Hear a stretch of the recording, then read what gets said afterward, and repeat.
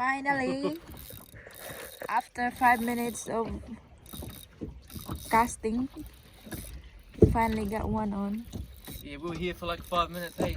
Yeah, 5 minutes. Until we found him. Oh, there he is. Yeah. So, is that salmon or trevally? I don't know, you can't see Yeah. him. Yep.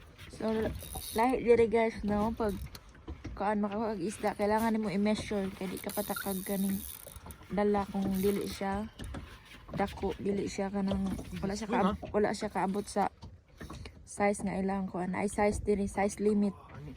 Bawal magpack og kanang gagmay nga isda. Kailangan yun nga. Salmon.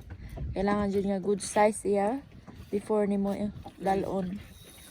Kay ang fisheries dago kay multa kuan 20,000 na Finally, look, babe. 20. First catch of the day. Woohoo! Can you put that up like that? Yeah, 1 second. 20,000 ang multa dollar. $20,000. Woohoo! Yeah, that's a good size. Yeah, that's good size. So pwede mo na dalon. $20,000 ang multa kung masakpan ka sa fisheries nga magkanang dala kag isda nga gagmay. Wala ni mo gi-measure na siya measurement.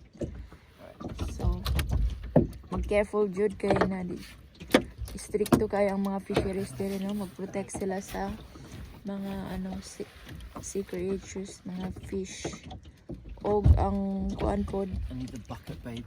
Kining salmon kailangan po na siya i-bleed po na siya, no, para lami daw ang kuan na, lami ang unod. I-bleed po na siya para lami ang unod. I-break ang neck ana samtang ang heartbeat nagpump pa. Kaya di na siya mag-bleeding.